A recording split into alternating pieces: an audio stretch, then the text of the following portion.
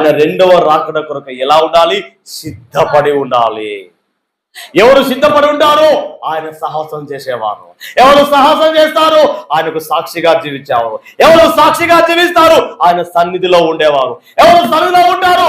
రక్షింపబడ్డవారు. ఎవరు రక్షించబడతారు? ఆయన రక్తం ద్వారా కడగబడ్డవారు. ఎవరు కడగబడతారు? యేసుక్రీస్తు నా సొంత రక్షకుడు, ఆయనే నా నిజ దేవుడు అని ఎవరైతే ఒప్పుకుంటారో వారు మాత్రమే రక్షించబడతారు. ఆయన చేత ప్రతిష్ఠించబడతారు. ఆయన కొరకు నిలబడగలుగుతారు. వారు మాత్రమే సన్నిధికి వస్తారు, సన్నిధిలో ఎక్కి వస్తారు. సో ఈరోజు ఒక ప్రత్యేకమైన రోజు, ఒక పరిశుద్ధమైన రోజు, పునరుత్థానపు రోజు, క్రీస్తుతో పాటు బలలో పాలు పంపులు పొందుకునే రోజు. క్రీస్తు 2000 సంవత్సరాల క్రితము నీ కొరకు నా కొరకు ఆయన ప్రేమను క్రియల్లో చూపించాడు. నీ కొరకు నా కొరకు ఎంతగా నలిగిపోయాడో, ఎంతగా కొట్టబడ్డాడో, నీ మీద నా మీద వచ్చే శిక్షను ఏ విధంగా ఆయన భరించాడో, ఆయన నీ కొరకు నా కొరకు తన రక్తాన్ని చిందించాడో ఆయనను జ్ఞాపకం చేసుకునే రోజు.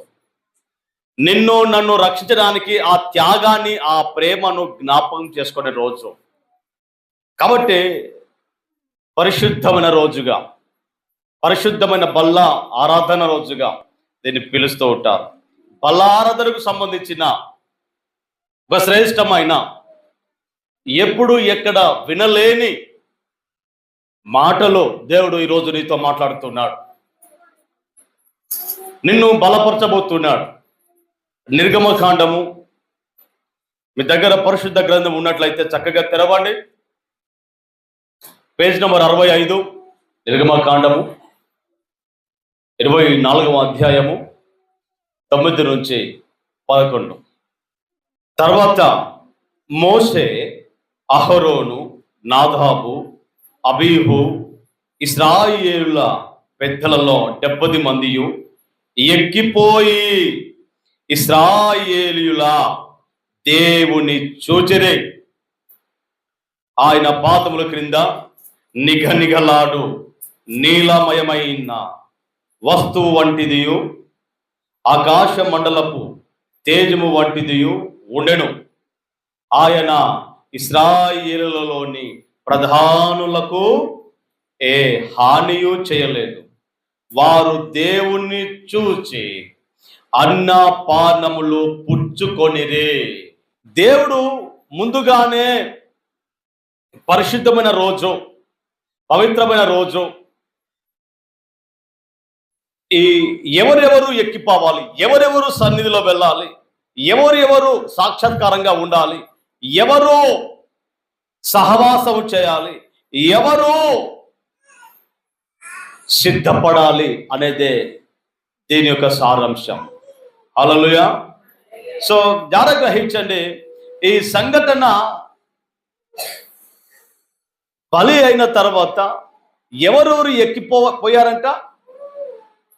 మోషేతో పాటు 2, ఆ తర్వాత 70 మంది ఎక్కిపోయారు. ఎక్కడికి ఎక్కిపోయారు? సన్నిధిలో వెళ్ళారు. సన్నిధికి ఎక్కి రావాలి అనేదే ఉంది. చూడండి, తర్వాత మోషే, అహరోను, నాదాబు, ఇశ్రాయేలు పెద్దలు 70 మంది ఎక్కిపోయి, చూశారా? అనగా సన్నిధికి మనము ఎక్కిపోవాలి. సన్నిధికి ఎక్కడైనా దేవుని సన్నిధి అనుభవించాలి అంటే దేవుని యొక్క మందిరాలు, దేవుని యొక్క ఆరాధించే స్థలాలు ఇశ్రాయేల్ ప్రాంతంలో చాలా ఎత్తుగా ఉంటాయి. ఇశ్రాయేల్ ప్రాంతం అంతా కొండ ప్రాంతం. అదే విధముగా ఎక్కిపోవుట అనేది ఆత్మీయ జీవితంలో వెళ్ళటం, దేవునికి దగ్గరగా వెళ్ళడం, దేవుని సన్నిధికి వెళ్ళడం. ఇది ఎక్కిపోవడం అనే అర్థాన్ని ఇస్తుంది. దిగిపోవడం అనగా దేవుని నుంచి దూరం కావడం, ఆత్మీయత నుంచి దూరం కావడం, విశ్వాసం నుంచి దూరం కావడం. అలా దూరమై దొంగల చేతిలో పడి, తుత్తులుగా కొట్టబడి, ప్రాణహాని కలిగి పడి ఉండడం, అదే మన జీవితంలో జరుగుతుంది. ఎప్పుడో ఎక్కిపోకుండా దిగిపోవడం వల్ల. దేవుని సన్నిధికి సాక్షిగా జీవించే వారిగా ఉండాలి కానీ, దేవునికి సాక్షిగా జీవించే వారిగా ఉండాలి కానీ, ఆయనకు అన్యాయస్తుడిగా ఆయనకు దూరం అయ్యేవారిగా ఉండడానికి ఏమాత్రం వీల్లేదు. హల్లెలూయా. ఎలా దేవుని సన్నిధికి వెళ్ళాలి, ఎలా దేవుని సన్నిధికి ఎక్కి వెళ్ళాలి అనే సత్యము బైబిల్ గ్రంథంలో స్పష్టంగా ఉంది. రండి ఒకసారి చూద్దాం. హెబ్రీ పత్రిక 10వ అధ్యాయం 19 నుంచి. జాగ్రత్త అండర్లైన్ చేసుకోండి, జాగ్రత్త చూడండి. సహోదరులారా, యేసు మన కొరకు ప్రతిష్ఠించిన మార్గమున అనగా నూతనమైనదియు జీవము గలదియు ఆయన శరీరము అను తెర ద్వారా ఏర్పరచబడినదునైన మార్గము, ఆయన రక్తము వలన పరిశుద్ధ స్థలమునందు ప్రవేశించుటకు మనకు ధైర్యము కలిగి ఉన్నదే. కనుకను దేవుని ఇంటి పైన, చూడండి జాగ్రత్త, దేవుని ఇంటి పైన మనకు గొప్ప యాజకుడు ఉన్నాడు గనుకను మన సాక్షికి కల్మషం తోచకున్నట్లు ప్రోక్షించబడిన హృదయములు గలవారమును నిర్మలమైన ఉదకముతో స్నానము చేసిన శరీరము గలవారమునై ఉండి విశ్వాస విషయములో సంపూర్ణ నిశ్చయత కలిగి యథార్థమైన హృదయముతో మనము దేవుని సన్నిధానమునకు చేరుదాము. మనము దేవుని సన్నిధికి ఎక్కిపోదాము. ఎలా వెళ్ళాలి, ఎందుకు వెళ్ళాలి? స్పష్టంగా ఉంది కదూ. ఆయన నూతనమైన మార్గము తెరవడానికి తన శరీరము ద్వారా మార్గం తెరిచాడు. తన రక్తం ప్రోక్షించడము ద్వారా అద్భుతమైన పరిశుద్ధ స్థలములో ప్రవేశించడానికి గొప్ప అవకాశము మనకు వచ్చింది. అలాంటి ఆయన దేవుని ఇంటి పైన మన కొరకు యాజకుడు ఉన్నాడని గ్రహించే, దేవుని సన్నిధిలో దేవుడు ఉన్నాడు అని గ్రహించి మనము ఎలా రావాలి? ఉదక స్నానము, మంచి హృదయముతో దేవుని సన్నిధికి మేము వెళుతున్నాం, దేవుని ఆరాధించడానికి వెళుతున్నాం, దేవుని నుంచి అద్భుతమైన ఆశ్చర్య కార్యాలు మన జీవితంలో చేస్తాడని మేము వెళుతున్నాం. దేవుడు నన్ను దీవిస్తాడో, దేవుడు నన్ను బ్రతికిస్తాడో, దేవుడు నా పట్ల ఓ గొప్ప అద్భుతం చేస్తాడో అని వెళుతున్నాం. విశ్వాసంతో వెళుతున్నాం. అదేవిధంగా ఉదక స్నానముతో, పరిశుద్ధమైన హృదయంతో. లోకంలో ఎన్నో సమస్యలు ఉండవచ్చు, నీ కుటుంబంలో ఎన్నో సమస్యలు ఉండవచ్చు, వ్యక్తిగతంగా ఎన్నో ఆలోచనలు ఉండవచ్చు, ఎన్నో గందరగోళము కలిగి ఉండవచ్చు. కానీ దేవుని సన్నిధికి వెళ్ళేటప్పుడు ఎలా వెళ్ళాలి? క్రీస్తుతో మేము ఉండబోతున్నాం, దేవుని సన్నిధికి మేము వెళ్ళబోతున్నాం అనే సత్యము కలిగి మనము సిద్ధపాటుతో దేవుని మందిరానికి రావాలి. దేవుని సన్నిధి రేపు అని చెప్పేసి తెలిసినప్పుడు ఈరోజే రేపు ఏ డ్రెస్ వేసుకోవాలి, ఏ విధంగా ముందుకు వెళ్ళాలి, ఏ విధంగా నా పరిచయం వెళ్ళి ముందుకు సాగాలి అని ముందుగానే డిసైడ్ చేసుకొని సరి అయిన సమయానికి రాగలగాలి. ఆమేన్. దేవుని సన్నిధిలో ఎక్కి రావడం అనేది అందరికీ పిలుపు కాదది. దేవునితో పాటు భోజనం చేయడం అనేది అందరికీ పిలుపు కాదది. ఎవరికయ్యా అంటే ఇదిగో హెబ్రీ పత్రికలో 10వ అధ్యాయంలో 19 నుంచి 22 వరకు ఎలాగైతే ఉదక స్నానము చేసి మనస్ఫూర్తిగా హృదయపూర్వకముగా విశ్వాస విషయములో సంపూర్ణ నిత్యము కలిగి యథార్థ హృదయముతో మనము దేవుని సన్నిధికి రావాలి. ఆమేన్. ఈరోజు మనం ఎలా అవసరం తెలుసా అండి? పాస్టర్ అయ్య ఏమంటాడో, ఆ తర్వాత అందరు వెళ్తున్నారు నేను కూడా వెళ్ళాలి, చుట్టూవాడు ఈరోజు మందిరానికి వెళ్ళలేదా అని వాడు అడుగుతాడేమో, దాని కొరకైనా వెళ్ళాలి.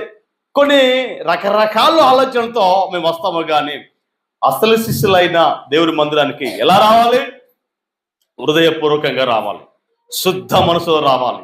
దేవుడు నాతో మాట్లాడుతున్నాడు అనే విశ్వాసంతో రావాలి. దేవుడు నా జీవితంలో గొప్ప కార్యం జరిగించాలంటే ఆయన సన్నిధిలో నేను కనిపించాలి అనే విశ్వాసంతో రావాలి. సిద్ధపడి రావాలి. అందరినీ పిలవలేదు కానీ సిద్ధపరిచిన వారిని పిలుస్తాడంట. ఆమేన్. అంత్య దినాల్లో కూడా అంతేనండి. కడబోర మొరగినప్పుడు ఎవరైతే సిద్ధపడి ఉంటారో, ఎవరైతే సిద్ధంగా ఉంటారో, ఎవరైతే ఆత్మీయంగా బలంగా ఉంటారో వారు మాత్రమే వెళ్ళగలుగుతారు. 10 మంది కన్యకల్లో 5 కన్యకలు ఎవరైతే సిద్ధంగా ఉంటారో, బుద్ధి కలిగి ఉంటారో, జ్ఞానం కలిగి ఉంటారో, ఆయన పరిచయలో ఆయన కొరకు నిరీక్షణ కలిగి ఆయన పరిచయం చేస్తూ నమ్మకంగా ఉంటారో వారికి మాత్రమే, సిద్ధపడ్డ వారికి మాత్రమే పిలుపు. సిద్ధంగా లేని వారి కొరకు కాదు ఇది. సిద్ధంగా లేని వారు గ్రహించలేదు. ఆత్మీయ సత్యము గ్రహించారు. దేవుడు రాకడ ఎప్పుడో గ్రహించారు. నిర్లక్ష్య ధోరణి వస్తుంది. నిరీక్షణ వారికి ఉండదు, నిలకడ వారికి ఉండదు. నిలకడ లేని వారు, నిరీక్ష లేని వారు దేవుని యొక్క స్వరాన్ని వినలేరు, దేవుని సన్నిధికి రాలేరు. ఒకవేళ వచ్చినా సరైన హృదయంతో రారు. అలాంటి వారికి పరిశుద్ధాత్మ దేవుడు ఎలా వస్తాడు, పరిశుద్ధాత్మ దేవుడు ఎలా ముడతాడు? నీ హృదయమో దేవుని ఎదుట సరిగ్గా లేదు కాబట్టి నువ్వు కలిగి ఉన్న దానితో ఏమవుతావు? దానితోనే నాశనం అవుతావు, నశించిపోతావు. కాబట్టి జాగ్రత్త గ్రహించండి. దేవుని ఆత్మను డబ్బుతోనూ కొనలేము. హృదయము శుద్ధి గలవారమై ఉండి హృదయపూర్వకంగా మన హృదయము దేవుని సన్నిధిలో సరిగ్గా ఉండాలి. మన హృదయము దేవుని సన్నిధిలో సంపూర్ణంగా ఉండాలి. మన హృదయము దేవుని సన్నిధిలో కుమ్మరించగలగాలి. అలాంటి హృదయంతో మనం దేవుని సన్నిధికి రావాలి. హల్లెలూయా. దేవుని సన్నిధికి చేరడానికి నంబర్ 1 పరిశుద్ధత కావాలి, నంబర్ 2 విధేయత కావాలి, ఆ తర్వాత విశ్వాసం కావాలి. పరిశుద్ధత లేకుండా, విశ్వాసము లేకుండా, విధేయత లేకుండా మేము ఒకవేళ వచ్చిన అంతగా దేవుడు నుంచి వచ్చే ఏది కూడా మేము పొందుకోలేము. దేవుడు మాట్లాడే మాటలు అర్థం కానే కాదు. కాబట్టి పరిశుద్ధంగా రావాలి, విధేయతతో రావాలి, విశ్వాసంతో రావాలి. అప్పుడే దేవుడు నీ జీవితంలో గొప్ప కార్యాలు జరిగిస్తాడు. హల్లెలూయా. సో లోకాన్ని వెంబడించడము కాదు కానీ క్రీస్తును వెంబడించే వారిగా ఉండాలి. లోకము యొక్క ఆలోచనలు, లోకము యొక్క ప్రవర్తనలు, లోకము యొక్క వార్తలను వెంబడించడము, అనుసరించడము కాదు కానీ క్రీస్తు యొక్క మాట ఏమిటో, ఆయన యొక్క మార్గం ఏమిటో, ఆయన సత్యం ఏమిటో, ఆయన నడక ఏమిటో మనం ఆ ప్రకారంగా జీవించేవారుగా, ఆ ప్రకారంగా ముందుకు వెళ్ళేవారిగా ఆ క్రీస్తును వెంబడించాలి. హల్లెలూయా, హల్లెలూయా. సో ఎలా సన్నిధికి ఎక్కి రావాలి, ఎలా సన్నిధిలో రావాలి? పరిశుద్ధంగా రావాలి, విధేయతతో రావాలి, పరిశుద్ధంగా రావాలి, కపటము లేకుండా రావాలి, గలిబిలి కలిగిన జీవితం లేకుండా రావాలి. ఒకవేళ సమస్య ఉండి వచ్చిన దేవుని సన్నిధికి వచ్చినప్పుడు ఆ యొక్క సమస్య దేవుని మీద కుమ్మరించాలి. నీ చింత యావత్తు ఆయన మీద వేయాలి. అప్పుడే నీవు తేలికగా, సులువుగా, ఆరోగ్యముగా, ఆధ్యాత్మికంగా నువ్వు దీవించబడతావు. పరిశుద్ధంగా రావాలి, విధేయతతో రావాలి. వాని మీద వీని మీద కోపం కాదు, హెచ్చింపులతో కాదు, తగ్గించుకున్న వారే హెచ్చించబడతారు. విధేయత, దేవుని సన్నిధి అంటే విధేయత. విధేయత అంటే 9:30కు ప్రారంభమైతే 10 గంటలకు వచ్చే విధేయత అన్న. ఈరోజు చాలా మందికి విధేయత లేదు. ఈరోజు చాలా మంది ప్రపంచంలో, దేశంలో, రాష్ట్రాల్లో ఎక్కడ ఉన్నా, ఈవెన్ కృపా టెంపుల్ అయినా చక్కగా పాటలు పాడతారు, చక్కగా వాక్యం చదువుతారు, చక్కగా ఆరాధిస్తారు. కానీ విధేయత లేకపోతే ఇదంతా దేవుడు అంగీకరించడు. నీ హృదయాన్ని దేవుడు చూడడు. ఎందుకంటే విధేయత మెయిన్. నువ్వు ఏది రాకుండా విధేయత కావాలి. అన్నగా దేవుడు చెప్పిన ప్రకారంగా చేయగలగాలి. దేవుడు నడిపించినట్లుగా నడవగలగాలి. దేవుడు నీకు ఇచ్చిన పిలుపు ప్రకారంగా జీవించగలగాలి. అప్పుడే నువ్వు దీవించబడతావు. నీ చదువుల్లో, నీ ఆరోగ్యంలో, నీ ఉద్యోగంలో, ఆత్మీయంగా, ఆరోగ్యంగా, అన్ని విషయంలో దీవించబడాలంటే విధేయత ద మోస్ట్ ఇంపార్టెంట్. దేవుడు అంటే భయం కలిగి ఉండాలి. దేవుడు అంటే భక్తి కలిగి ఉండాలి. చాలా మంది విధేయత కలిగిన వారు వృద్ధులు ఉంటారు. వారు ముందే వచ్చి చక్కగా ఊడుస్తారు. చక్కగా యవనస్తులు చక్కగా ఆ సన్నిధిని మన ఇల్లులాగా, ఇల్లు కంటే సన్నిధి ఎలా ఉండాలి? సన్నిధి ఎలా ఉండాలి? సో దేవుడు ఎలాంటి వాడు తెలుసా? సర్వభౌమాధికారుడు. ఆయన ఉన్నాడు అని వస్తే ఆయన సన్నిధిని నువ్వు పట్టించుకుంటున్నావా? ఆయన సన్నిధిని పట్టించుకునే బాధ్యత ఇంకా నువ్వు ఎదగలేదా? ఇంకా నువ్వు ఆ యోగ్యత నీకు రాలేదా? ఇంకా పరీక్షలో వాడబడడానికి ఇంకా ఆ అర్హత నీకు పొందలేదా?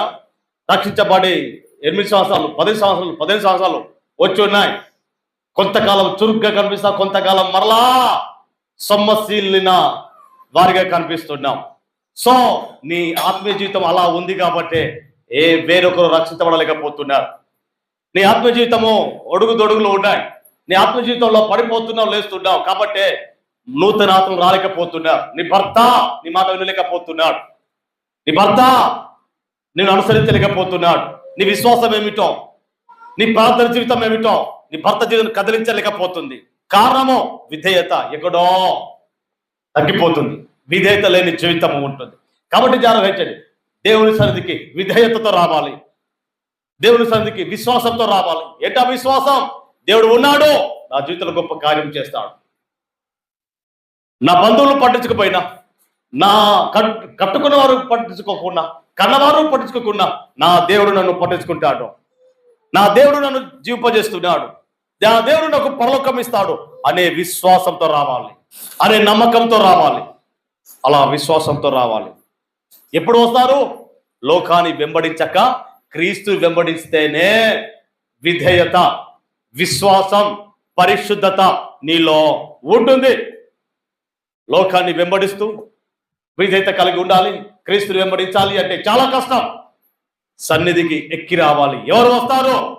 పరిశుద్ధం. ఎవరు వస్తారు? విధేయత కలిగిన వారు. ఎవరు వస్తారు? విశ్వాసంతో ఉన్నవారు. నెంబర్ 2 సాక్షాత్కారం. చూద్దామా 24వ అధ్యాయం 10వ వచనంలో ఏమున్నాయి అంటే, ఇశ్రాయేలుల దేవుని చూచిరి, ఆయన పాదముల క్రింద నిగనిగలాడు నీలమయమైన వస్తువు వంటిది, ఆకాశ మండలపు తేజు వంటి ఉండెను. చూశారండి? దేవుని మహిమను చూశారు వాళ్ళు. ఎవరు? మోషే, నాదాబు, అబిహు, 70 మంది ఇశ్రాయేలు పెద్దలు. వారు దేవుని సన్నిధికి ఎక్కి వెళ్ళినప్పుడు దేవుని మహిమ చూశారు వాళ్ళు. ఈరోజు మనం దేవుని సన్నిధికి వచ్చినప్పుడు పక్కన్న గోడలు కాదు, ఎంత మంచిగా అలంకరించారనేది కాదు, మాట్లాడుతున్న సేవకుని కాదు చూసేది, దేవుని మహిమ చూడగలగాలి. క్రీస్తు యొక్క మహిమను చూడగలగాలి. ఆ మహిమ దేవుని యొక్క మాటల్లో కనపరుస్తున్నప్పుడు ఆ శక్తి సామర్థ్యం ఏమిటో గ్రహించగలగాలి. ఎవరు గ్రహిస్తారు? విధేయతతో ఉన్నవారు గ్రహిస్తారు. ఎవరు గ్రహిస్తారు దేవుని మహిమను? విశ్వాసముతో పరిశుద్ధంగా ఉన్నవారు దేవుని మహిమ ఖచ్చితంగా గ్రహిస్తారు. దేవుని చూడాలి అంటే ముసుగు అనే దాన్ని తీయగలగాలి. ఒకసారి చూద్దామా 2వ కొరింథీ పత్రిక 3వ అధ్యాయం 18. మనమందరము ముసుగు లేని ముఖముతో ప్రభు యొక్క మహిమ అర్థము వలె ప్రతిఫలింపజేయును. మహిమ నుండి అధిక మహిమ పొందుతూ ప్రభువగు ఆత్మ చేత ఆ పోలికగానే మార్చబడుచున్నాం. రక్షణ పొందుకున్న తర్వాత నుంచే దినదినము, నెల నెల, సంవత్సరాలు దేవుడు నీకు ఇస్తున్నాడు. ఆత్మీయంగా ఎదుగుచున్నావా? శరీరకంగా ఎదుగుచున్నాం, వయసులో పెరుగుచున్నాం, తర్వాత అన్నిట్లో మేము ఎదుగుతున్నాము, కానీ ఆత్మీయంగా ఎదగలేకపోతున్నాం, ఆత్మచేత నడిపించబడలేకపోతున్నాం, ఆత్మ కార్యాలను చూడలేకపోతున్నాం, ఆత్మ చేసే అద్భుతాల్లో మేము చవి చూడలేకపోతున్నాం. కారణము, ఒకవేళ దేవునికి నీకును మధ్య ముసుగు ఉన్నట్లయితే చూడము. అది సమస్య అయిన ముసుగు, అని పాపం అనే ముసుగు, అని కష్టాలనే ముసుగు, ఇబ్బంది అనే ముసుగు నువ్వు కలిగి వచ్చి ప్రార్థన చేస్తే దేవుని మహిమను చూడాలి అంటే ఎలా చూస్తావు? ముసుగు వేసుకొని ఎదుటి వ్యక్తిని మేము చూడగలమా? ముసుగు వేసుకొని మనం స్పష్టంగా చూడలేము. సో హృదయపు మనోనేత్రాల యొక్క ముసుగు ఉన్నప్పుడు దేవుని మహిమ చూడము, దేవుని మహిమ మేము గ్రహించలేము. సో జాగ్రత్త గ్రహించండి, దేవుని మహిమ గ్రహించాలంటే ముసుగు తీయబడాలి. ఆ ముసుగు తీయబడాలంటే దేవుని వాక్యము ద్వారా అది తొలగించబడుతుంది. ఆమేన్. పాపం అనే ముసుగు, సమస్య అనే ముసుగు, రోగం అనే ముసుగు, దేవునికి నీకును అడ్డుగా ఉన్న ప్రతి ముసుగు పరిశుద్ధాత్మ దేవుడు తీస్తాడు. ఎప్పుడో ఆయన సన్నిధికి ఎక్కి వచ్చినప్పుడు, ఎప్పుడో ఆయన సన్నిధిలో నీవు పరిశుద్ధంగా విధేయతతో విశ్వాసంతో వచ్చినప్పుడు ఆయన నిన్ను మహిమ నుండి ఇంకా అధిక మహిమను పొందుకోవడానికి దేవుడు, పరిశుద్ధాత్మ దేవుడు నిన్ను నడిపిస్తాడు.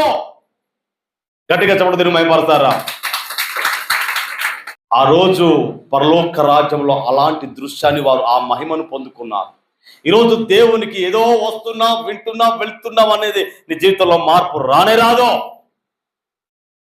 ఒక విధేయతో, ఒక విశ్వాసంతో, ఒక పరిశుద్ధతతో వచ్చినట్లయితే ఆ దేవుని యొక్క మహిమ ఏమిటో, ఆయన అదృశ్య దేవుని లక్ష్యం కలిగిన ఆ సర్వ సృష్టికి ఆది సంబుధుడుగా ఉన్నాడు, ఆయనే నాతో మాట్లాడుతున్నాడు అనే విశ్వాసంతో దేవుని సన్నిధికి రావాలి.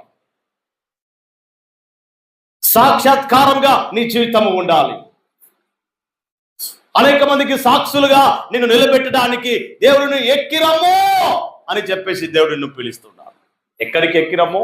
పరిశుద్ధమైన ప్రదేశానికి ఎక్కిరమ్ము. ఆ రోజు యోహాను కూడా ఎక్కిరమ్ము అని చెప్పేసి పిలుస్తాడు. కాబట్టి జాగ్రత్తగా హెచ్చండి, దేవుని సన్నిధికి ఎక్కి రావాల్సిన నీవు ఒక పరిశుద్ధతో ఉన్నట్లయితే అనేక మందికి సాక్షిగా సాక్ష్యాన్ని దేవుడు నీకు చూపిస్తున్నాడు, అద్భుతమైన దృశ్యాన్ని దేవుడు చూపిస్తున్నాడు. అలాంటి వారికే ఆ యొక్క మహిమ ఏమిటో, మహిమ నుంచి అధికమైన మహిమను తాను కనపరుచుకుంటాడు. తద్వారా అలాంటి మహిమను, ప్రత్యక్షతను చూడగలగాలి. మందిరంలో వచ్చే ఆ ప్రార్థనలు, అలాంటి ప్రత్యక్షతను ఎప్పుడైతే అనుభవిస్తావో అప్పుడు నీలో నిజమైన మార్పు వస్తుంది. అప్పుడు వరకు ఏదో వస్తాము, పాటలు పాడతాము, వింటాము, వెళ్తాము. కాబట్టి మనలో మార్పు లేదు, కాబట్టి మనలో ఆ ప్రత్యక్షత లేదు. కాబట్టి భర్తలు రాలేకపోతున్నారు, ఆ ప్రత్యక్షత లేదు. కాబట్టి కొంతమంది నడిపించలేకపోతాం. ఎందుకని? మనలోనే విధేయత లేదు. ప్రార్థన ఉంది, దానిలో తక్కువ లేదు. ఎంత ప్రార్థన ఉన్నా, ఎంత వాక్యం ఉన్నా, ఎంత వాక్యము చదివినా, ఎంత నువ్వు ఆత్మీయంగా ఉన్నా, విధేయత లేకపోతే ఏం ప్రయోజనం? ఆయన ఫస్ట్ క్లాస్ వచ్చాడు, 100 మార్కులు సంపాదించాడు, కానీ ఈరోజు రైట్ రా అంటే టీచర్ మాట వినకపోతే ఆయన ఎంత ఫస్ట్ క్లాస్ వస్తే ఎవరికి ఏం కావాలి? విధేయత లేదు. ఎందుకు గర్వం? ఫస్ట్ క్లాస్ వచ్చినందుకేనా? ఎందుకు గర్వం? జ్ఞానం ఉందనేనా? కానీ విధేయత లేకపోవడం వల్ల టీచర్లు కూడా పట్టించుకోరు. అర్థవుతుందా? ఎవరూ పట్టించుకోరు ఇక్కడ మనసులో. నువ్వే అంటావు డబ్బు ఉంది కాబట్టి ఆయన గర్వం, పట్టించుకోవట్ల మమ్మల్ని. ఎవడు? మా అన్న, ఎవడు? మా తమ్ముడు, పట్టించుకోవట్లా. గర్వం ఆయనకు ఉందని చెప్పేసి. సో చాలా గ్రహించండి, ఈరోజు నిజంగా ఒకరికొకరు పట్టించుకోలేని పరిస్థితిలో ఉంటారు. కానీ ఈరోజు దేవుడు నిన్ను, నన్ను ఒక విధేయతగా మాట వినేవారిగా, ఆ ప్రకారం జీవించగలిగితే నీలో ఒక ప్రత్యక్షత, పరిశుద్ధాత్మిక ప్రత్యక్షత దిగినప్పుడు ప్రత్యక్షపరచబడినదిగా నువ్వు జీవించగలుగుతావు. దేవుని దృష్టిలో నువ్వు ఒక ప్రతిష్ఠించే వాడిగా ఉండాలి అంటే నీవు దేవుని సంబంధే గాని లోక సంబంధి వారి కాదు, లోక సంబంధిరాలు కానే కాదు. నువ్వు జీవిస్తే ఆయన కొరకు జీవించాలి, ఆయన కొరకు నువ్వు బ్రతకాలి. ఎందుకంటే దేవునికి సంబంధించిన వ్యక్తివి కాబట్టి, దేవునికి ప్రతిష్ఠించబడిన వ్యక్తివి కాబట్టి ఎస్, నువ్వు ఒక ప్రత్యేకంగా జీవించాలి, నువ్వు ఒక పరిశుద్ధంగా జీవించాలి, నీలో పరివర్తన దినదినము రావాలి. అప్పుడే దేవుడు నిన్ను అంగీకరిస్తాడు. నువ్వు అనేక మందికి సాక్షాత్కారంగా ఉంటావు, అనేక మందికి సాక్షిగా జీవిస్తావు, అనేక దీవెనకరంగా ఉంటావు. ఎప్పుడైతే దేవుని సన్నిధిలో ఎక్కి వస్తావో సాక్షిగా జీవించగలుగుతావు. ఎప్పుడైతే సాక్షిగా నువ్వు జీవిస్తావో, నెంబర్ 3, సహవాసం కలిగి ఉంటావు. హల్లెలూయా, సహవాసం కలిగి ఉంటావు. ఎస్, చూద్దామా 11వ వచనం ఏముంది? నిర్గమకాండం 11వ వచనంలో, ఆయన ఇశ్రాయేలులోని ప్రధానులకును ఏ హాని చేయలేదో వారు దేవుని చూచి అన్నపానములు పుచ్చుకొనిది. వారు అనగా సహవాసము వారు చేసి ఉంటారు. ప్రభు బల్లలో పరిశుద్ధంగా పాల్గొని క్రీస్తు ఐక్యతను కలిగి ఉండాలి. ఇది దేవుని సహవాసం. హల్లెలూయా. ప్రభు బల్ల సహవాసం పాత నిబంధనలో ఒక ప్రవచనాత్మకమైన చిత్రమే ఈరోజు మేము ధ్యానిస్తున్న నిర్గమకాండం 24:9 నుంచి ఎక్కడ వరకు? ఎస్, 9 నుంచి 22 వరకు. సహోదరి సహోదరుడా, ఇది యొక్క సహవాసం యొక్క నిబంధన, ద కవెనెంట్ ఆఫ్ ఫెలోషిప్. ఒక సంఘము దీవించబడాలి, ఒక సంఘం నిలబడాలంటే 4 స్తంభాలు ఖచ్చితంగా ఉండాలి. అపోస్తుల బోధ యందు, సహవాస యందు, రొట్టె విరిచ యందు, ప్రార్థన యందు ఎడతెగక ఉండాలి. అప్పుడే నీ ఆత్మీయత బలంగా నిలబడుతుంది, అప్పుడే నీ కుటుంబం బలంగా నిలబడుతుంది. నీ కుటుంబం ఎప్పుడైతే బలంగా నిలబడుతుందో నీ సంఘముని ద్వారా బలంగా నిలబడుతుంది. హల్లెలూయా. సహవాసము క్రీస్తులో ఐక్యత కోరుతుంది. సహవాసము విశ్వాసమును బలపరుస్తుంది. సహవాసము ఆత్మీయంగా ఇంకా దగ్గర చేస్తుంది. సహవాసము నిరీక్షణలో స్థిరత్వమును కలగజేస్తుంది. ఈరోజు ఎవరితో సహవాసం చేస్తున్నావు? క్రీస్తుతో సహవాసం చేస్తున్నావా? లోకంతో సహవాసం చేస్తున్నావా? ఎస్, చెడ్డ సహవాసం చేస్తున్నావా? మంచి సహవాసం చేస్తున్నావా? చెడ్డ సహవాసము మంచి నడవడికను చెరుపుతుంది. అదే మంచి సహవాసము నీ జీవితాన్ని అభివృద్ధి కలగజేస్తుంది. సహవాసమే ప్రభువైన యేసుక్రీస్తు నీకు నాకు ఇచ్చాడు. ఆయనతో సహవాసం ఉండడానికే ఇదే ప్రభువైన బల్ల. ఆయనతో కలిసి సహవాసంలో కూర్చొని తినడానికి ప్రభువైన బల్ల. ఆయనతో కలిసి జీవించడానికి ప్రభు అయిన దేవుడు నీ కొరకు నా కొరకు మార్గం తెరిచాడు. ఎందుకో ఆయనతో పాటు నడవాలని. నువ్వు ఐక్యత కలిగి ఉన్నట్లయితే నువ్వు ఆశీర్వాదం పొందుతావు. ఐక్యత కలిగి ఉన్నట్లయితే నీవు నిత్య జీవం పొందుకుంటావు. ఐక్యత లేకుండా, సహవాసము లేకుండా, సరైన సాక్షిగా జీవించకుండా, దేవుని సన్నిధిలో రాకుండా నేను పరలోకము పొందుకుంటాను అంటే నీ భ్రమ. దేవుని చేత నేను నడిపించబడుతున్నాను, పరిశుద్ధాత్మ చేత నడిపించబడుతున్నావు అనుకున్నట్లయితే నీ భ్రమ. తెలుసా అండి, దేవుడి సన్నిధికి రావడం అంటే ఎన్నో సమస్యలు వస్తాయి, ఎన్నో ఆటంకాలు వస్తాయి. బంధువులు వస్తారు. ఏ రోజు దేవుని సన్నిధికి వెళ్ళే రోజు పనులు వస్తాయి. ఆ రోజే 2000 రూపాయలు ఇస్తారా? ఆ రోజే ఒకరోజు పోకుంటే ఏమవుతుంది? మా కొరకు ఉండలేవా అని నీ బంధువులు వచ్చి అన్నారు అనుకో, మాకు లాంటి వాడు ఏం చేస్తాడు? కలిపాడు. ఎందుకంటే ప్రార్థన ఎవరికి? భగవంతుడికి కాదు, బంధువుకి. ఈరోజు నీవు నీ ప్రాధాన్యత బంధువుకి ఇస్తున్నావా, భగవంతునికి ఇస్తున్నావా? ఆలోచించండి. దేవుని సహవాసానికి, దేవుని సన్నిధికి సాక్షిగా నిలబెట్టడానికి నువ్వు కలిగి ఉన్న ఆ సమస్య ఆటంకపరచవద్దు. భక్తిహీనుడు మెరుగుపరని జీవితము. ఇంకా బలహీనునిగా ఉన్నావు. ఈరోజు బలహీనంగా ఉన్నావు కాబట్టే మేమేం చేస్తున్నాం? రాలేకపోతున్నాం, నిలబడలేకపోతున్నాం, పరిచయం కొనసాగించలేకపోతున్నాం. నూతన ఆత్మలను కలగకపోతున్నాం. ఎందుకంటే ఇక్కడ వింటున్నాం, అక్కడ మర్చిపోతున్నాం. ఎన్నిసార్లు దేవుడు మాట్లాడినప్పుడు కూడా ఎవరైనా మీ సొంత కార్యాలే చూస్తున్నారే కానీ ఆయన కార్యం, ప్రభువైన యేసుక్రీస్తు కార్యం ఎవ్వరు చూడట్లా. వై? ఎందుకు చూడట్లా? ఫిలిప్పీ 2:20-21 ఎందుకు చూడట్లా? దేవుడు ఎందుకు మహిమపరచలేకపోతున్నారు? ఎందుకు ఆయన సాహసం చేయలేకపోతున్నారు? సరిగ్గా ఏదో వస్తున్నారు, ఏదో వెళ్తున్నారు అంతే. కానీ జాగ్రత్త, ఈరోజు ఏ బంధమైనా నిన్ను విడిచిపెడుతుంది. ఏ కన్న బంధమైనా, కన్ను పేగైనా నేను ఒక రోజు ఇక్కడ విడిచిపెడుతుంది. కానీ నేను విడువని ఎడబాయని దేవుడు ఉన్నాడు. ఆయన పేరే నేను ప్రకటించే ప్రభువైన యేసుక్రీస్తు. హల్లెలూయా. ఆయన మాత్రమే యుగ యుగాలను జీవించడానికి, యుగ యుగాలు ఆయన పరిశుద్ధ ప్రదేశంలో ఆయన మహిమ ప్రత్యక్షతలో నిలబెట్టడానికి ఆయన ఒక్కడే నిన్ను ఎంపిక చేసిన వాడు. ఆయన మాట విని ఆయన కొరకు జీవించగలగాలి గాని, ఆయనతో సాహసం చేయాలి గాని, ఆయనకు సాక్షిగా జీవించాలి గాని, ఆయన సన్నిధిలో కల్పించాలి గాని ఆయన నేను ఖచ్చితంగా నిన్ను దీవిస్తాడు. ప్రభు వల్ల కేవలము శిలువ గురించి చెప్పేది కాదు, ప్రభు వల్ల రాబోయే రాజ్యం గురించి చెప్పగలిగేది కూడా. హల్లెలూయా. చాలా మంది ప్రభు వల్ల అంటే అయ్యో యేసుక్రీస్తు మా కొరకు మరణించాడు, యేసుక్రీస్తు మా రక్తం చిందించాడు, దాన్ని బట్టి ఆయన జ్ఞాపం చేసుకోవాలి. ఎస్, బాగుంది. కానీ అది ఒకటే కాదు. ప్రభు అయిన ఈ బల్లలో పాలు పొందుకున్న ప్రతి ఒక్కరు కూడా ఆయన శరీరమును ఆయన రక్తము తిరిగి వాడు కూడా ఆయన రాకడ వరకు ఏంటది? ఆయన రాకడను గురించి సూచించేదే ప్రభు బల్ల. ఆయన రాజ్యం గురించి తెలియపరిచేదే ప్రభు బల్ల. హల్లెలూయా. ఇక్కడ పరిశుద్ధంగా ప్రభు బలలో పాలు పములు పంచుకుంటున్న మీరు ఆయన శరీరాన్ని, ఆయన రక్తాన్ని,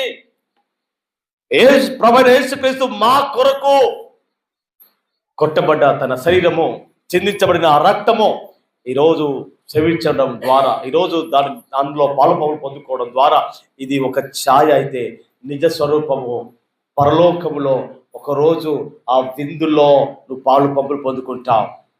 హల్లెలూయా. ప్రకటన గ్రంథం 19:9 ఉంటుంది. ఏముంటుంది? గొర్రె పిల్ల విందులో పాల్గొన్నవారు ధన్యులు. హల్లెలూయా. ఆ విందులో పాల్గొనాలంటే ఈ విందులో ఇక్కడ ప్రభు బల్లలో నువ్వు పాలు పంపులు పొందుకోవాలి అనే సత్యాన్ని మర్చిపోవద్దు. ఇది కేవలము ఆచరణ కాదు, ఇది ఆత్మ సంబంధమైన ప్రభు బల్ల. కాబట్టి దీనిని మనం ఎంత పరిశుద్ధంగా అనుసరిస్తే, అంత పరిశుద్ధంగా జీవించగలిగితే ఒకరోజు ఆయన విందులో నేను పాలు పంపులు పొందుకోబోతున్నాం. హల్లెలూయా. ఆయన రెండవ రాకడ కొరకు ఎలా ఉండాలి? సిద్ధపడి ఉండాలి. ఎవరు సిద్ధపడి ఉంటారో ఆయన సాహసం చేసేవారు. ఎవరు సాహసం చేస్తారు? ఆయనకు సాక్షిగా జీవించేవారు. ఎవరు సాక్షిగా జీవిస్తారు? ఆయన సన్నిధిలో ఉండేవారు. ఎవరు సన్నిధిలో ఉంటారు?